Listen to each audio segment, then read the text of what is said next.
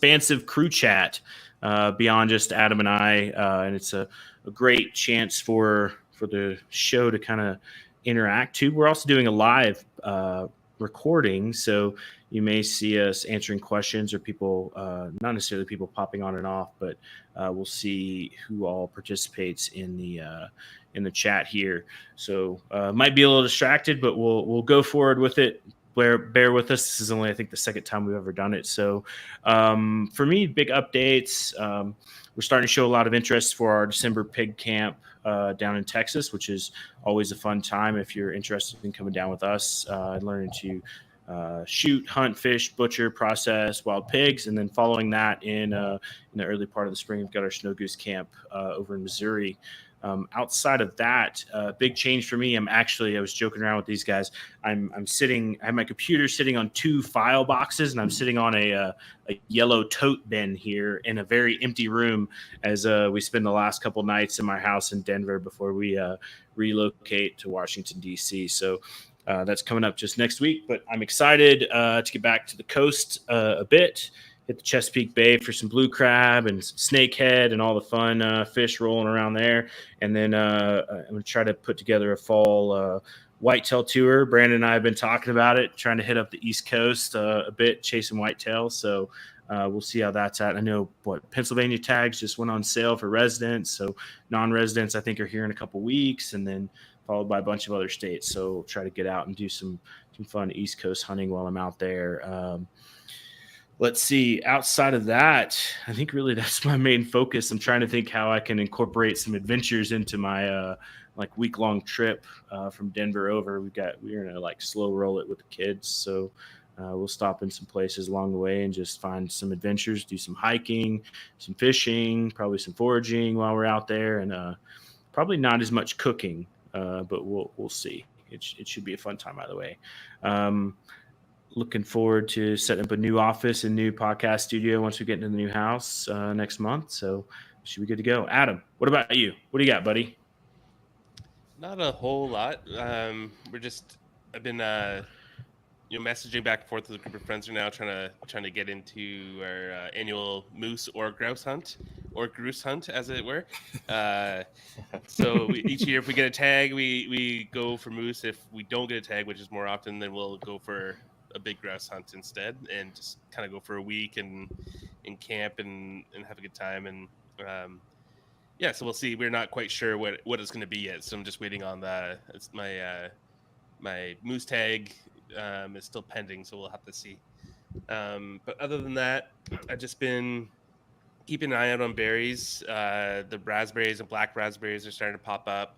The wild strawberries have just finished up. The service berries, or Saskatoons, or June berries, or shadbush berries, whatever you want to call them. They have lots of names. They're all out right now, so I've been harvesting those. Last year, I made a liqueur with them, and it turned out amazing, so I'm going to try to do that again. It was really good.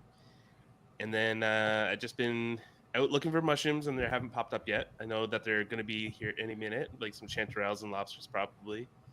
And other than that, I've just been gardening. So I've got some vegetable gardens. So this is starting to produce a lot of herbs and onions and green onions and all sorts of stuff. So I've been kind of focusing on my garden a little more right now.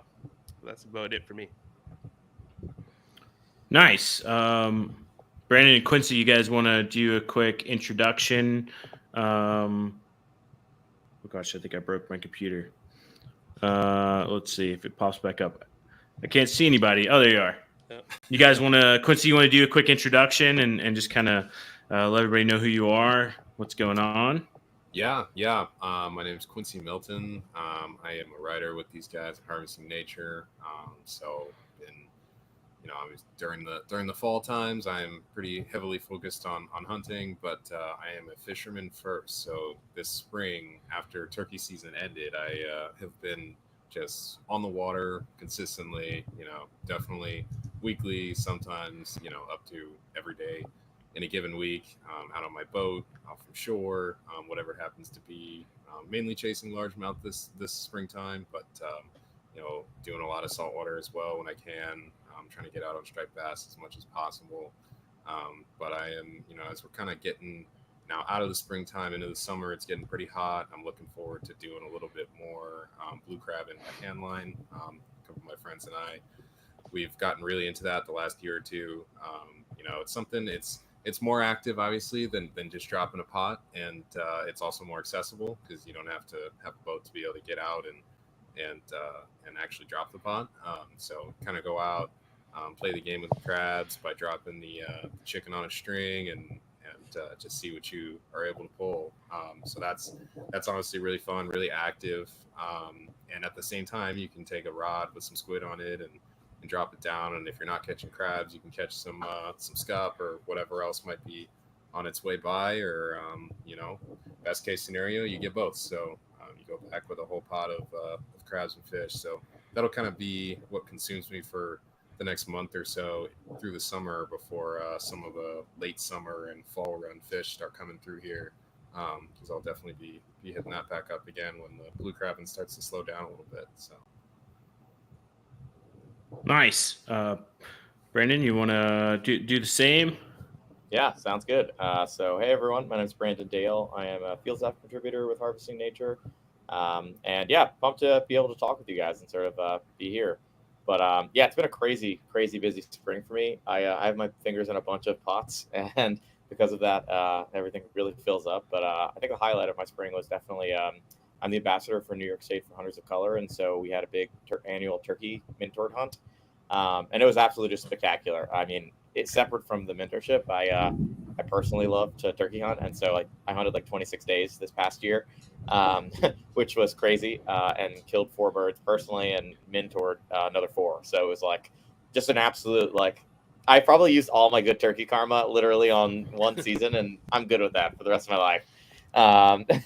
And yeah, it's just absolutely spectacular to see so many people get their first birds. And actually have like a mentee of mine who she tagged out and got her last bird on her own. And I was really pushing her to sort of be an independent hunter. And we've been hunting together for 2 years. And so the story of it all and how it happened, she tagged out on the last day, before 6 a.m. on the last day of season here in New York State. So that was just really special to see. But I think aside from that as well, I also, my partner and I got a puppy, and so I've been we rescued she's I think she's a Tennessee Treeing Brindle, but that's basically a fancy way to say a mutt from Arkansas that's a squirrel dog. And yeah, she's avid about squirrels, and Quincy's met her. We've fished a couple times. We've been able to meet Beanie, and so I've been trying to train her basically to become an upland dog and sort of general purpose hunting dog. And so we've been working lots of drills, and this past, I guess about week till 3 weeks ago was really when I've been pretty intense with shot training her, because we got all the basic obedience down. So I essentially have been elevating her up to the 20 gauge blanks, and so she did pretty well in that. So I'm pretty pumped. And so now it's I think we got one more round of 12 gauge blanks to do, and then I think she's going to be ready to hunt. So probably looking forward to most in the next month or so, continuing to kind of work with her. And probably going to do sort of a live bird simulation hunt sort of at one of these preserves or something before season starts in September to really get some reps in for her. So I'm really excited about that. And then kind of tangential and related, but also happening is my guiding season. I'm a carp fly fishing guide in New York City, and so that's been picking up pretty well. Yeah, had a lot of clients out. We've had an awesome mulberry hatch and a great fishing season. So doing that, and then basically just kind of checking out other fisheries as well. My girlfriend and I went camping at the Deerfield River, which is an amazing spot. Going camping in the Farmington, and it's getting hot here, so really trying to not particularly target that many trout streams unless we get some cooler days. But really continue the carp fishing, continue to sort of train my dog, and then for me, it's also starting to think about archery hunting for early season deer opener. So trying to get my bow reps in and stuff of that nature too. So busy summer coming, but very excited for it. Awesome. Well, let's see. You guys kind of quickly covered your spring and summer plans. I think Adam, what do you got going for summer? Long distance thinking. Well, I spend most of July and August doing some pretty heavy mushroom foraging. I'd like to get into that as much as possible, and I missed most of the spring mushrooms this year, so I really am itching to get out for the summer mushrooms. So those will be chicken in the woods, chanterelles, black trumpets, like all sorts of stuff like that. Lobster mushrooms, indigo milk caps, a bunch of different things. So I'll be spending most of my time doing that. And then kind of preparing for September because I'm never ready for, goose and duck season. I'm never quite ready. It just kind of shows up out of nowhere. And then I got to find a spot to deer hunt this year because I think my spot fell through. So I'm just going to be kind of preparing and doing a lot of foraging. I have this spot that I go to with my dog. It's like a really cool kind of forested spot in Quebec. It has lots of space for her to run around and tons of mushrooms. So we go there often and just, I'd bring her out there for a big, good run, and she needs a good run. She can misbehave a little bit if she doesn't get tired out. So it's the perfect spot for her to tire herself out and get out in the woods, and for me to poke around in the debris and look for mushrooms. So, I think that's probably usually what my summer looks like. Nice. I would say that you might be picturing some idyllic kind of Adam walking around with a nice basket and trumpets of the woods and everything, but it's more like scaling cliffs and slipping down mud and mosquitoes all over me and smushed bags of mushrooms when I fall on them. So it's a little more chaotic than the traditional like European mushroom harvesting that I think most people picture when you think of like going out to pick mushrooms. Yeah, definitely. I pictured you with like your wooden basket and like one of those special mushroom knives, and like you're like melodic music's just playing all around you as you walk through the woods, and you're sipping like a nice cold beverage. I don't know. No, it's dirty and buggy and everything, but I still love it despite all that. So I get a similar drive and similar like excitement, I think, on a flush of mushrooms that I do on a lot of the things I've hunted before. So it's that's cool. Yeah, you're following that kind of spike in adrenaline and everything, and then I feel like I can get that from animals and from mushrooms, which is pretty cool. That's awesome. Nice. I found a bunch of it was very surprising, but during turkey season, we usually have chicken of the woods as well in the summertime here. And like, we're not that far, like right New York, maybe, I don't know, 10, 12 hours drive. But I saw it not just in New York, but in Connecticut and Rhode Island. I found chicken of the woods, like mature chicken of the woods in May, which is very strange, all on trout streams. It was the weirdest thing. And so they're covered in fish. Because of my hands, I wasn't prepared. I'm like, they go in my fly bag, they're smashed. But very pleased. So excited to continue that as well. That should be cool. That's cool. I saw a lot on the mushroom groups. There were a lot of people finding chicken in the woods really early this year, which is interesting. Because usually you find them in July, August, maybe June up here. But this whole year has been kind of a different one for mushrooms. I think the temperature's been pretty chaotic across North America. Yeah. Mm-hmm. Yeah, I think even here too, like we just burn morels popped up in Colorado, and they typically pop up a little later in the year. Which have you guys seen the burn morels before? They look just like the standard morel, but I've never seen one in person either. But there's a group out there that they've got. You can buy them every year. They do predictions on where, and they sell maps of like, hey, this is your state and your region of where the burn morels are going to be based off of like past burns. But the mushrooms themselves are just super trippy because they look like a regular morel, but they're just like, they're so very dark in color, which is cool. And I could imagine, in my mind, I picture them like they've got to have like this cool smoky flavor to them. But I don't know. Mezcal with mushrooms. Yeah, right. I would hope the mezcal mushrooms. I love it.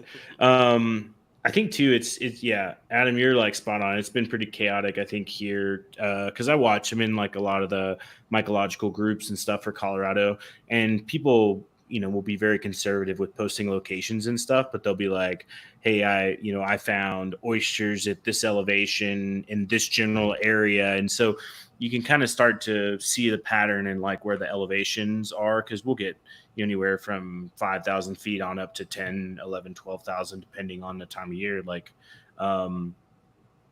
it really just depends. And I think this year is going to be a little wonky and has already shown that way with some of the like elevations people have posted. So we'll see. And it's super hot right now here. Like for Colorado, it's been consistently in the 90s for like 2 weeks. I think at one point it got over 100, which, for Denver it's not unheard of, but it's not common. And I think that's definitely having to play. Oh, I was going to tell, it reminded me, I was going to tell a really cool story. So yesterday I go on my run here locally in my neighborhood, and I live on like the east side of Denver. So it's like me, and then the next step is like the airport, and then Kansas. It's like 4 hours away, but there's nothing really in between. And I'm out running kind of by a space. When I first moved here, it was a big open field. There was like one like paved trail that ran through it, and then there was like one warehouse, and then since I've been here over the last 3 years, they built subsequent warehouses all around it now. So essentially you run down this trail, it's a little bit of green space, and then there's just warehouses all over. And I run, it's got this new bridge, I go over this new bridge, and I come back, and I'm running back down it. I cross over one of the streets, and I kind of like something catches out of the corner of my eye. And if you go to my Instagram or my Facebook page, you'll see like in my stories from yesterday afternoon, this like 4x4 mule deer is just like full felt, is just there. And his rack is probably 2 feet wide, just massive. He's there with like a little forky buck, and they're at one of the like drainage ponds that's in between all these warehouses. And I'm like, I wondered where all the deer have moved around to, and they settle in this. And so I stand there for probably like 5 minutes. This guy bikes past me, and he's like looking at me, looking weirdly at the deers, taking pictures of my phone and all that. And I'm just like, I can't believe it. And I watch them, and they like come out of the drainage ditch, and they go over and they like cross the street, and they move on. And I'm just like, this is insane. And so I'm kind of like living in the moment of like, they're saying goodbye to me because I'm leaving Denver. And like, it's this cool moment that I'm having. And I run through, and I cross into like this next drainage pond, and I catch something out of the corner of my eye again, and there's 2 deer like in the tall grass. All I can see is the felt antlers sticking up and like their ears. And I'm like, there's 2 more deer. There's like literally 4 nice, good sized deer within, 200, 300 yards of each other in a place that's surrounded by Amazon warehouses. Like, it's just, it was insane, but it's like So funny. urban deer. Probably on their smoke break after working in the Amazon factory. Yep. It's cheaper to employ It's like- deers than people. Tuck their blue vest in the corner. Like, we're going to go out for a minute. So That's so funny. That's awesome. I guess that's a question for both you guys, because I know Brandon, you live in the city in New York, and Quincy, you live in Providence. How far do you guys travel outside of the city to like start getting into hunting? Well, I think for both of us, sometimes it's in the city, but Nice. Yeah. to be honest, but at least for fishing. But when it comes to hunting, frankly, outside of Providence, you don't have to go too far. I mean, I don't know. We did actually. There are a couple spots, on the water that are relatively kind of urban, that Brandon and I will hit up here in Providence. And then as far as getting outside the city, we can go as short as 15 minutes, and we can go as long as an hour.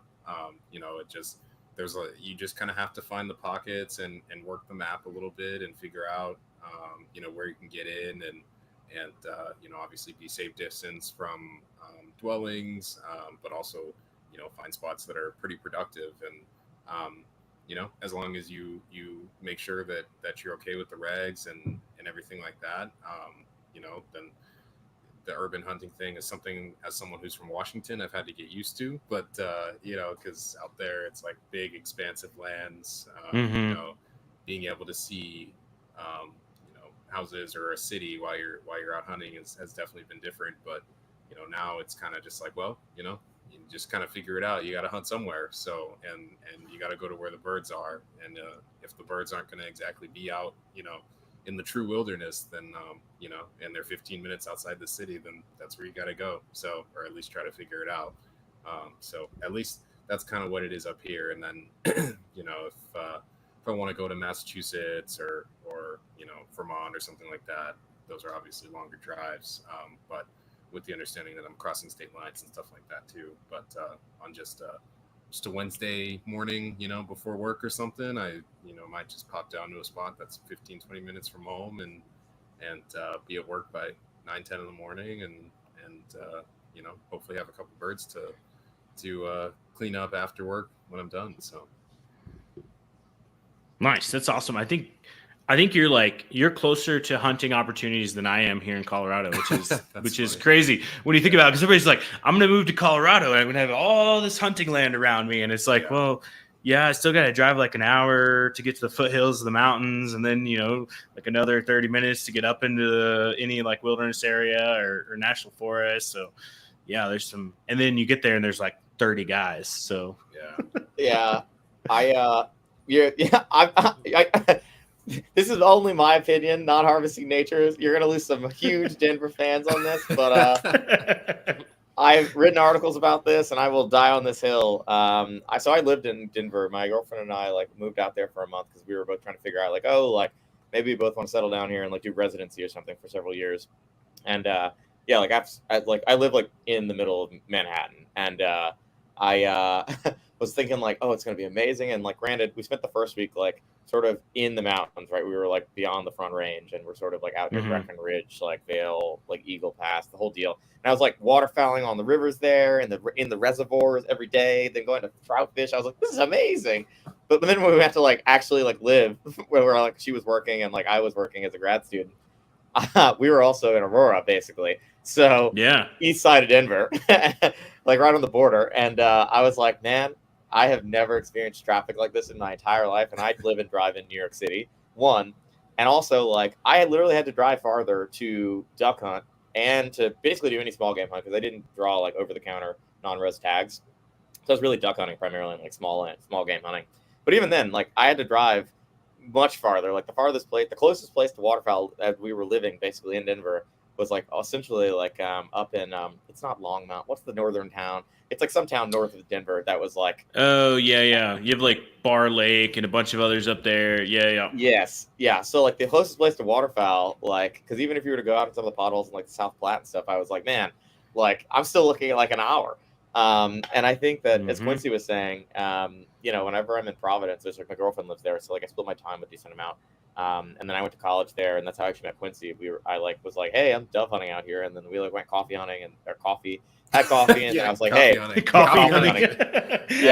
Excellent technique. We went and had coffee, vetted each other basically, and we're all right, gotta be safe. And then I was you want to come dove hunting? I found this awesome dove spot.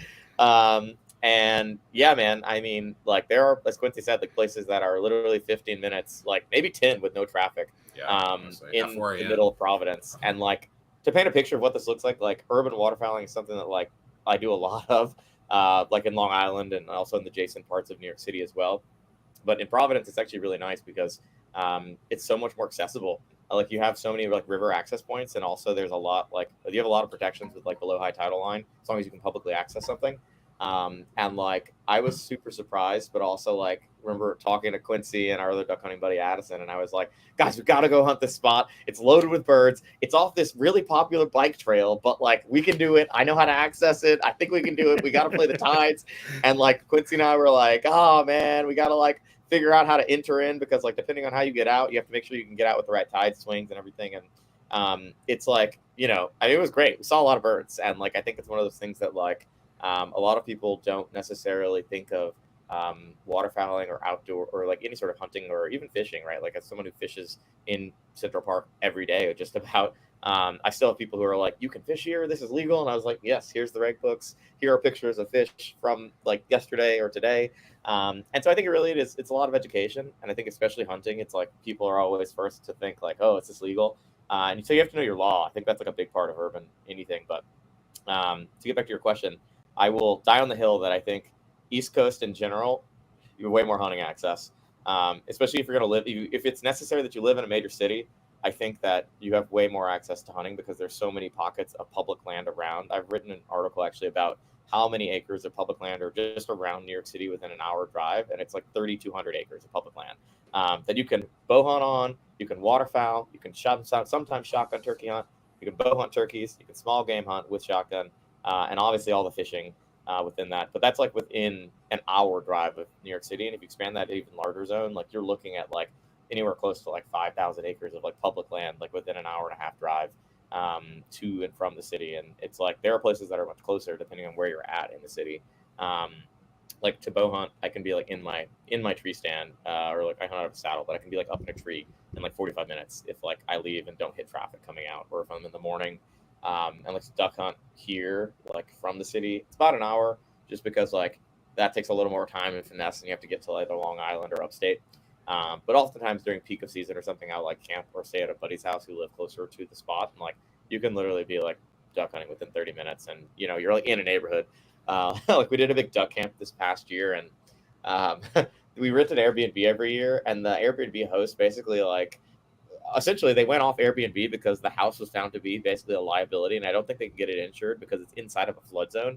And he was like, "Hey, I know you guys rented this from us last year, but like we're gonna rent it on the low this year." And so we were like, "Great, we can get a discount." But also he was like, "It might flood." And yeah, I mean, we had to park our cars like 4 blocks up from the house and like literally leave the house in our waders with our decoy jet sleds and shotguns like over our shoulders to go and like get to our cars to drive to the hunting spot. And eventually we just hunted behind the house.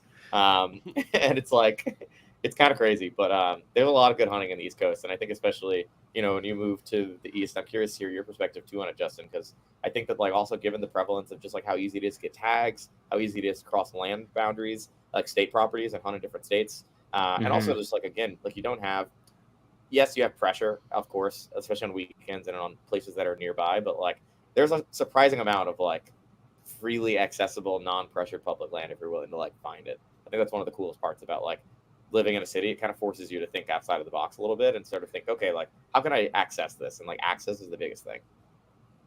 It's I'm looking forward to it. I think just being able to get into a little bit more closer proximity land and just try it out. Like it's a different perspective. I've been hunting the West, you know, even when I was living in Florida, like I would go up and hunt Central and South Florida, but still I was traveling a lot out West and hunting out West. And so after being here for a couple of years, I'm like, yeah, I'm ready for a shift. I think it's cool. That's the good thing about moving around is you get to go experience new things and new places. And I think that's one of the things I've been talking to, Colin, he used to be one of our social media managers, and he now lives in Virginia as well. And he was talking to me about the urban hunting program, and along with Dustin Carroll too, who's one of our field staff riders. He used to live up in Virginia, and they have like you have to qualify and be able to shoot proficiently with your bow within like 30-40 yards and all this stuff. But then you can apply to hunt in like certain parks, or you know go in and literally like Saturday morning soccer's going on and you're up in your tree stand, like hunting in the brush line right over on the corner.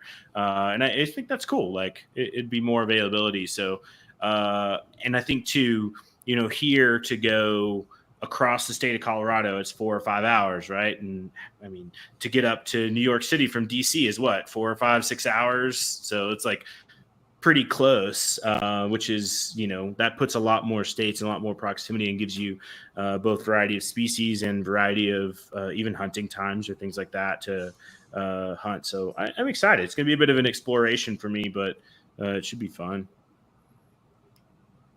Yeah, it's going to be awesome. The management program too, I think is, especially in the Northeast, I do feel like deer, like I think it's obviously deer overpopulated here in the Northeast, but I think that like it provides such a great onboard experience for people to get into big game hunting because they're so prolific. Not to say it's easy. Like I think that like, yeah, I mean, ask anyone who's like killed a deer in public land and they're like, they'll be like, oh yeah, it took forever. Cause you just have so many things that get messed up all the time.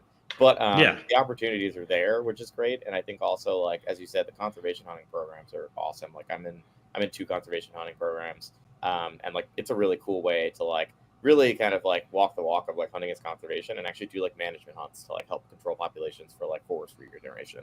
And also the meat aspect is great. Again, you get to share that with people and also bring them into it.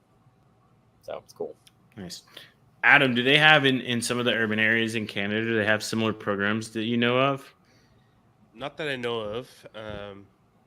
Although I started hunting a bit later and after I had left the city, so I had never actually looked into it.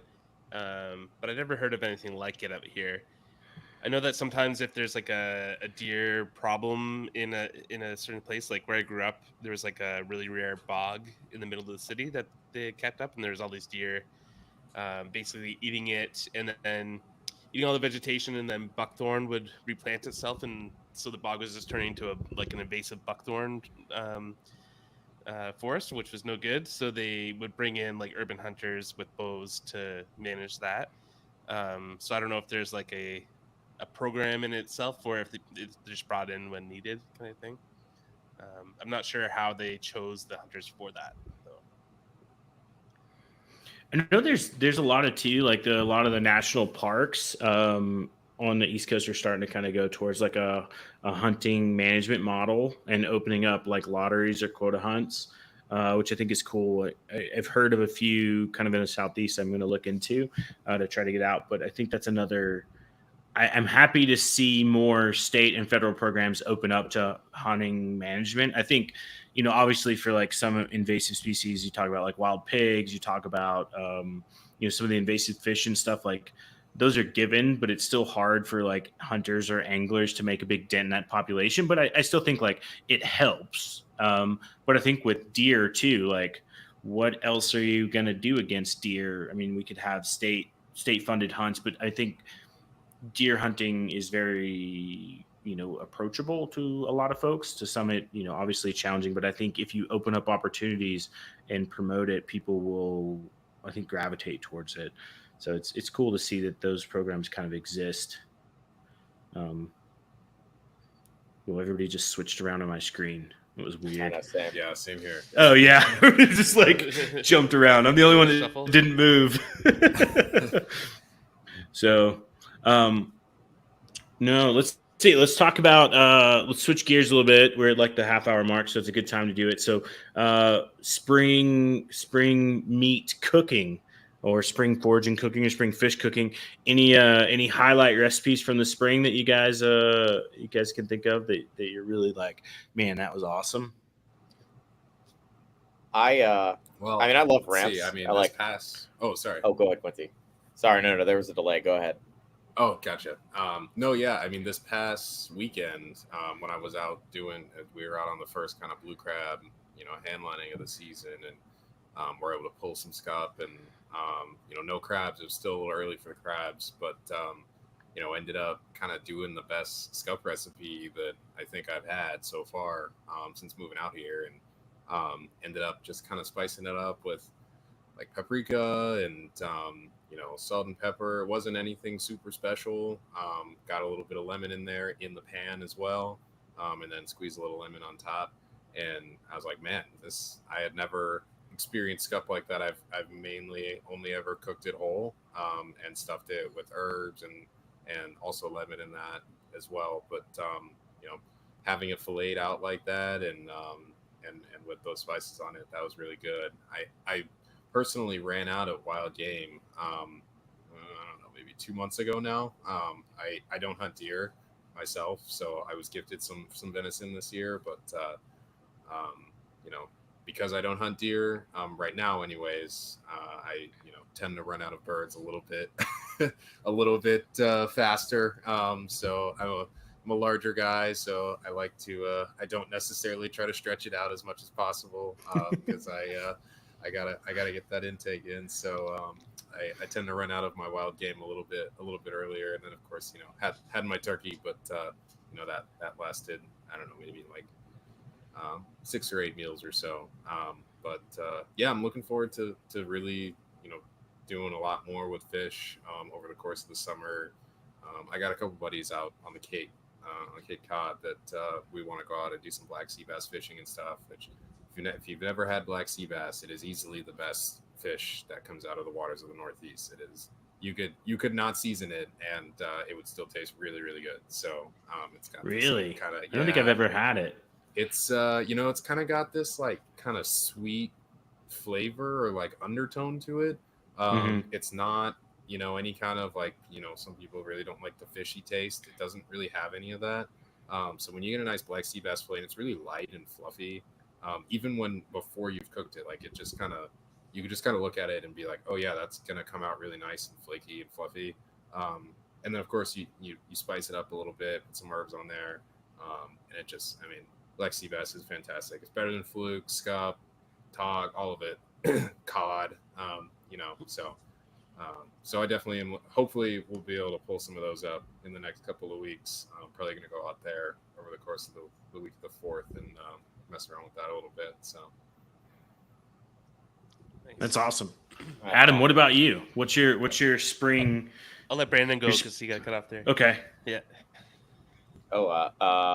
Yeah, Quincy, to your point, we were actually Sea Bass opened on the 15th, and so it was like it opened up in New York, I think it was this Saturday, whatever that was, the 21st. Something like that. Yeah, but it opened and we were fishing on the day after, and so we were actually debating on like trying to find him because it was like my buddy swears by it that he's like it's like lobster or fish, and yeah, man, but like better. Yeah, like honestly. I love lobster, so I don't know, man. But I love sea bass, but I love lobster. But no, I mean, it's funny. I was gonna say that like my favorite like meal every spring, especially when it all works out, because right, sometimes you don't find a huge ramp patch or you don't get a turkey. But I absolutely love like being able to do like a classic sort of like turkey fried nuggets, and like I do like a sort of like a Chick-fil-A base ish off a recipe. So there's like a sweeter batter with like a powdered sugar, paprika blend, and then like kind of flash fry that to where it's like nice brown and crispy, and then I'll like have a ramp pesto from like Fresh Forward ramps, and like sort of spread that as a dipping sauce on it. It's just like it's so seasonal. It's just like beautiful spring, like welcome. So I'm a big fan of that. But I was actually I've been on a fish train like for the past like week, just because I went fishing like this past weekend with some buddies out in saltwater and porgy. To your point, Quincy, I absolutely love it, and like this is the time where once a year I know that I'm gonna have one of my favorite ways to prepare porgy, which is actually raw, like sashimi. Porgy they're like no risk for parasites, which is nice. So you don't have to pre-freeze them or anything. And then, like I said, we caught a bunch of fluke, and I love sushi in general, and so like it's really hard. It's very hard to find. Like we don't have like that many salmon runs here that I reliably can like consistently count on getting for. Porgy are easy to catch and also delicious. And like so I made some sushi rice. I did basically just like a quick fillet, pulled the fillet out, like threw it into the freezer a little bit to let it firm up and cool. Little ponzu, cross sliced. And then I actually had some fluke too. And instead of cooking it, I actually did that sort of sashimi style as well. Also low parasitic risk. And I actually found that it's kind of similar too. It was also a little sweet, which I really appreciated. So I've been eating like raw fish for the past like week, and it's just been awesome. Like I finished off the last bit that I have. It's one of those things where it's like, I've tried it where you freeze them and then thaw them and then pull it out. And it's like, the texture is never the same. So yeah, I'm looking forward to also doing that in general. If I can go out and catch some more porgies, but also doing some more like just freshwater fishing in general. Like I think I kept a couple trout like 2 weeks ago, and so unsure what I'll do. I do like a Chinese like open fish Chinese like sort of braised dish where it's like a lot of like herbs, Chinese 5-spice like stuffed with like scallion and ginger, and then like you broil the fish and then like base it in like a Chinese white wine, and it's like you pick it off the main fish, and it's just like summer. So I'm looking forward to doing some fish stuff as well. I should point out that for those who are not New England based, that scup and porgy are the same thing, because there's a million nicknames and stuff for everything in New England. It doesn't fish all the way up to like buildings and stuff. Like New Englanders seem to have a nickname for everything. So scup I think is like porgy is what more widely known, right, Brandon? And then scup I think it's like a broader class of scup. Yeah, exactly. Okay, that's like the more New England term. So now I guess I've become a true New Englander now, using all these different terms and stuff. Same with food, that kind of stuff. But anyways, for people who are in the Atlantic on Florida, though, they're south too. They're not just on the northeast coast. They're like all. Yeah, I was gonna say we've had the porgies down there in Florida as well. I'm trying to think if I ever ran across them in the Keys. They may be there, and I just maybe wasn't up on my fish identification, which you start getting too broad saltwater, and it's just like there's like a bazillion fish, and you're like, what did I just catch? Like, I don't know. I remember coming back, we were spearfishing. It was when I first got down to the Florida Keys, so it must have been like 2018 or no, it would have been earlier than that. It'd been 2016, and like a buddy and I are spearfishing, and we're like we were shooting fish, like having fun, come back to the dock. And, one of my neighbors like, hey, what do you guys got in the bucket? And like looks at the bucket and he's like, throw that one out. Throw that one out. Throw that one out. He's like, come over to my freezer. Like, I'll give you some good fish. Like, don't eat those. And I'm like, well, they're probably going to be good. And he's like, no, I don't think you want to eat that. And like, I took some home and tried them. And it's like the general rule of like, it's what is it? One man's trash is another man's treasure. And I think that's true of fish as well. Like one man's trash fish is another man's treasure fish. So definitely, but there's so many varieties. Of fish and so many too regional nicknames. What's the one? Trying to think off the top of my head. It'll come to me in just a minute. But it's essentially like in the ton. Is it tunny fish, or they're in a mackerel family? But they also get confused with like tuna as well. But they're like a darker. So I didn't think of the name of it now. You talking about little tunny? So they have tunny fish. Tunnies. I've heard the tunnies. other names. Yeah, Aren't let me those look it Aldi's? up. So I think they're a subset of them. Tunny fish. Tunnies. So That sounds very New England. skipjack tuna is what they're called as well. But then they get mixed up with another. I'm gonna have to look this up. Are tunny fish the same as tuna? But it's different. Same, but different.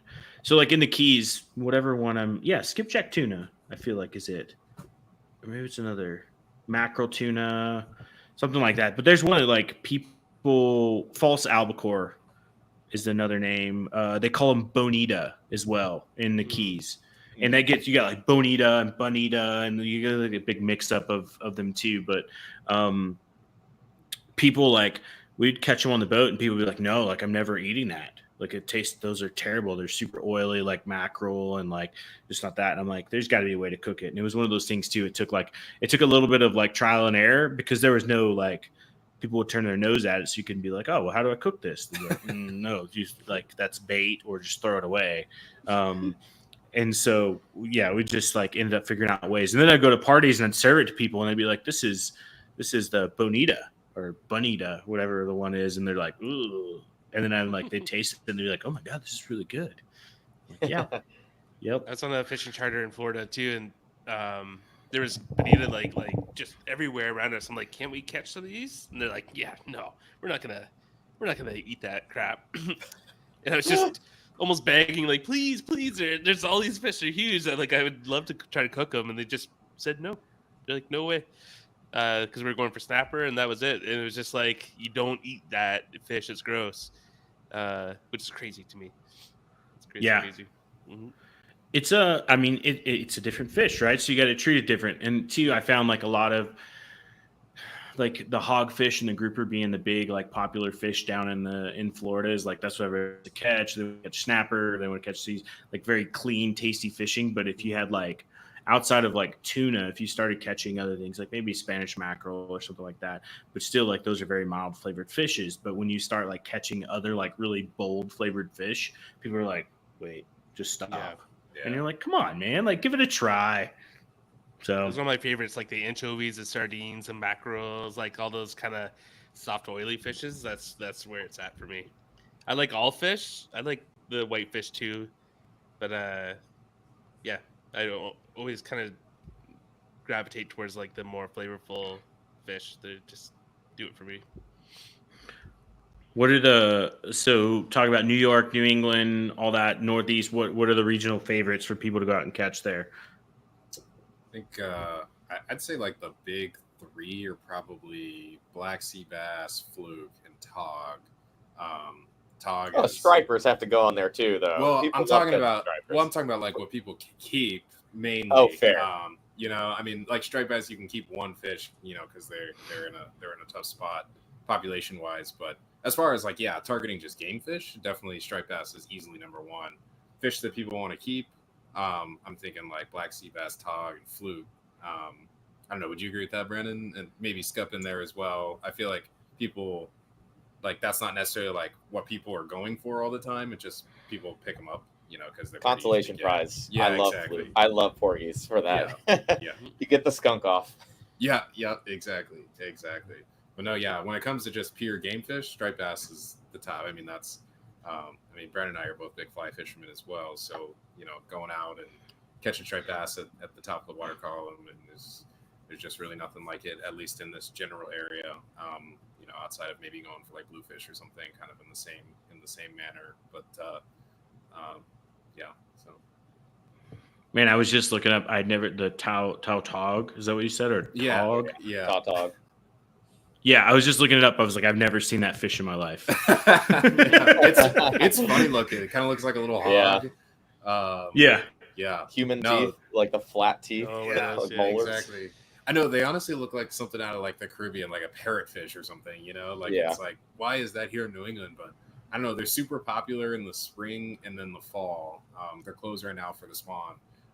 But people, that's like the first fish that shows up that people like really target to keep. And then again, there's a good run in the fall.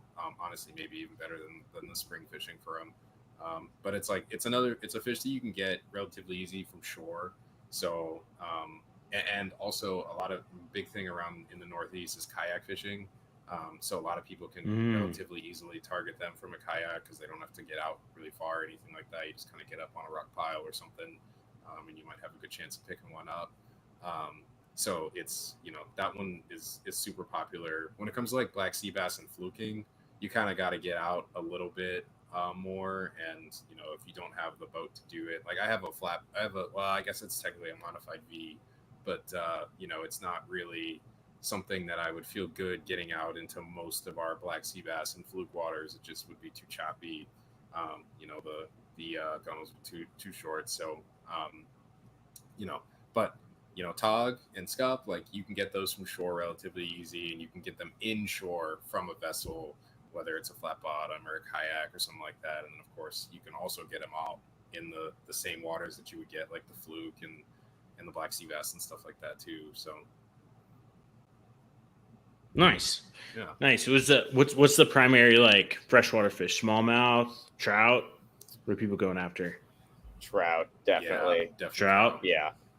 I feel like I think in New York and Rhode Island, I'd say really all the New England states, Connecticut, like I fish all of the New England states avidly, I'd say, for trout. And like, it's interesting because I feel like a lot of people, like there's a trout season, right? And so like, essentially this actually happened pretty recently, like within the past, I don't know, like 3 years.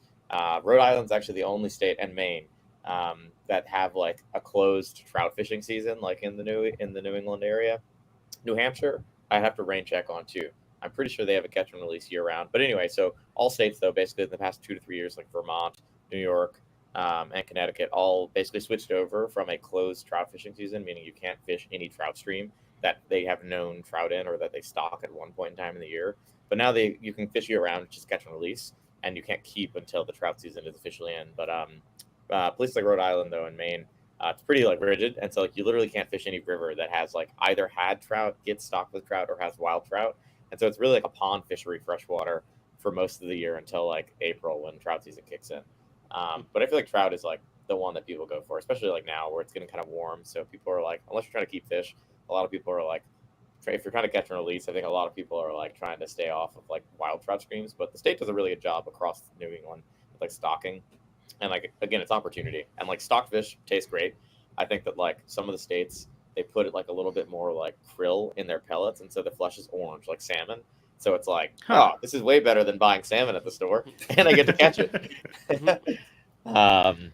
Yeah, so I think that the trout is definitely the big one. New York also has a salmon run and like a big like steelhead scene, like upstate, and like a lot of people go out there for salmon as well. And same on Lake Champlain, there's a big like salmon population as well. Connecticut also stocks some salmon streams, like rivers with salmon runs. But I think mostly trout is kind of the name of the game. But a lot of people do bass too. I don't know. But what's the keep scene like? I don't know, Quincy. You do a lot of bass fishing. I personally don't really keep bass myself. Most of my like catch and keep has been just bottom fishing saltwater. If I go out with a fly rod, not that I'm opposed to keeping, it has kind of worked out to be mostly catch and release. But you know, I there is definitely what I noticed when I moved out here was there's a big kind of just pond fishery, you know, scene, I guess, more so even than where I came from. I think in part because there's so many publicly accessible ponds. So like out west, I feel like we'd run into so many ponds that, you know, maybe they're private or like the access to them is private or something like that, so you just can't get on them. But then out here, it's like there's just a lot of, if there's no boat ramp, there's some kind of launch where you can get a vessel in, or maybe get in on shore, or maybe there's a dock. Like there's just a lot of ways to fish ponds, and so people are doing a lot of that kind of still water, warm water fishery type stuff. A lot of times when I, like, you know, you might run into somebody at a dock or something, or at a boat launch, and you know they're like, "Oh, I pulled a 5-pound bass out of here, however long ago, whatever." Oftentimes they then are like, "Oh yeah," and then we ate it. So you know, that there's that piece. But I think that honestly, a lot of the bass fishing, at least in my experience with talking to different people, it seems like a lot of catch and release when it comes to that, and it's mainly largemouth. I mean, we don't have a ton of smallmouth areas around here. Like you might find them in some of the rivers. There's actually a river that runs right through Providence that holds smallmouth, and then, you know, other rivers and some ponds around here too. But it's mainly a largemouth game, I'd say, and it seems like a lot of catch and release, you know, in that regard too. So up near me, it's walleye is king. Like the Great Lakes, just all over the walleye. Yeah. A lot of people bass fish, but it's mostly catch and release. But most people think walleye is the only, and they often call pickerel here. Right. But it's the only thing that's worth eating, and everything else is garbage. So, luckily, like I have a cottage on a lake. Luckily, my lake does not have walleye, so that means there's like way less fishermen there all the time and anglers. So there's lots of pike and panfish and smallmouth and largemouth and lake trout and all the crappie and everything. So I'm happy fishing there while everyone else goes searching for their walleye, which are tasty, but they're not the end all be all of fish, I don't think. So Adam, we get a comment from like a random person. They like your shirt. They say you look like a bee. A bee. So it's a fair comment. It's the only. I'm not. I was just browsing. I'm trying to click through to see if I see any comments. I think all my windows closed out earlier, so I'm having to like reopen things, which is interesting. Let's see if I see any comments here. Nope, no comments there. All right. Well, I guess you guys have any? We'll do a quick around the room. Any last thoughts or alibis or anything you guys can think of you want to share sort of on the show? This was just kind of a general just chat. Brandon, we'll start off with you if you've got anything. Yeah, you know, I think for everyone, I really just like challenge you to get out as much as you can, especially this summer. I think a lot of times people will like hold themselves back from like taking that road trip or going to camp for that one night if they're like, oh, I'm busy. Summer's a busy time for people for a variety of reasons. But I think it's such an important thing to just like go and like get out. Like even if you're in, you know, busy time for work, or you are, you know, like trying to meet deadlines or whatever, or you have family things, like take your family with you. Like I think that like there's so much opportunity in the summer to like get outdoors, and so I think really just like try to capitalize on that. And like if that means getting out to like your local park or pond or river that's like close to you, like go check it out, because I feel like there's a lot of awesome fishing and outdoors foraging and things like way closer than people think. And so yeah, just get out there. I think it's my big message for the summer. Hopefully we'll take that with them. Nice. Awesome. Quincy? Yeah, I think that's a great point. I mean, I think if there's anything I have learned since moving out here, I moved out here for college about 8 years ago almost, and graduated a few years ago. So, you know, just kind of like understanding there's way more hours in the day, I think, than most people think there are. You know, at least that, you know, most people feel like there are. And so like I was saying earlier, like I'll get up at, you know, 4 a.m. I'll go get in the turkey woods. You know, hunt. Maybe I won't hunt the full allotment that you have for the day. Maybe I'll hunt, you know, half the morning, get to work later, you know, or if I want to go fishing, same kind of deal, you know, get up 4 or 5 in the morning, get on the water, you know, just like Brandon was saying, just get out there. And I think that kind of segues to a little bit what we were talking about earlier, was sort of these different groups like urban hunting groups and stuff like that.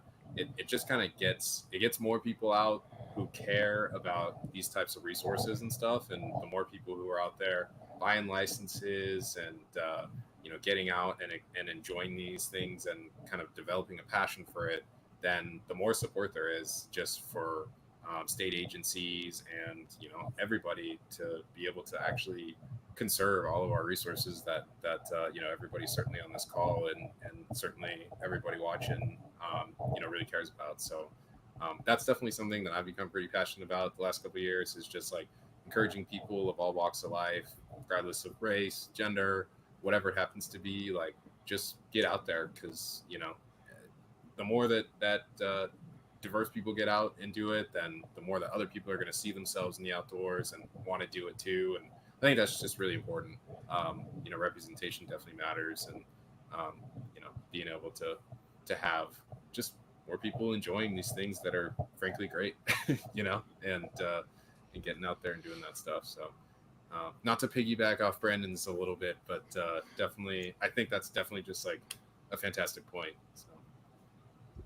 No, I agree with the whole, the outdoors, it belongs to everybody. It's a good opportunity too. And I think the summer, right? Sometimes people don't want to go out in the dead of winter and go out to a piece of public land or a state park or national forest or whatever. But, the summertime is the perfect opportunity to do that. The kids are out of school. People are a little more flexible in their schedule. If you told your boss, like, today I just want to go out and just enjoy outside, that person can look outside and be like, actually, you know what? Yeah, I think I want to go too. Yeah. So, no, that's awesome. Adam, what do you got, buddy? Well, we've just been talking about like everything we've been doing since like during the spring and into the summer, and it just kind of reminds me that like there's so much wild food outside and so much hunting and fishing and foraging opportunities. And for those who just think like, oh, deer season's coming along in November or whatever, and they have their one go at a deer, and then maybe they'll turkey hunt in the spring, maybe, but like there's never a time when or rarely a time when there's nothing. You can go ice fishing, you can go turkey hunting, you can go mushroom hunting, you can go fishing, and you can spend your year outside, living in the seasons, trying new things.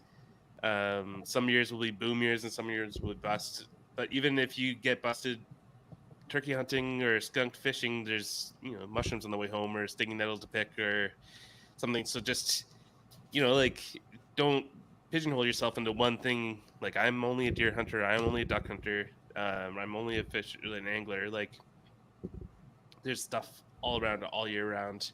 Get out there and find it, and find what makes you happy and excites you, because there's more than just the thing that you do, I'm sure of it. Additionally, I also very much want to go fishing with you guys at some point in the States. So let's plan a trip. Let's do it. That'd be great. Absolutely. Let's do it. I am all in on that. No, I am too. Count me in. Let's get something on the books here relatively soon. The other thing I was thinking about was I keep holding on, going back to like we did the episode with the sous chef a while back, and it was like the intersection between indigenous culture and wild food. And he said something in there. He said a lot of things in there that stuck with me. But the one that stuck with me probably the most was we kind of holistically across North America and across like modern society have to get it out of our head that our food has to be bought in a grocery store. And I think that's like the hugest thing. I keep every time I go outside, it like runs through my mind. Like the prime example of like Paul from Missouri coming up with the red bud jelly jam recipe, and like me showing my daughter, and I'm like, look at this, like this is so cool. It's like red bud tree. We just take the flowers and make it like we need to go out and be on the lookout for that. She's like, Dad, like there's trees right outside, like in our front yard that are that tree. And it's just like those things of like, we, have trained our minds so much to sort of like overlook a lot of this stuff. And it's like, all right, when I'm outside, I'm either doing a specific activity or I'm going to point A to point B.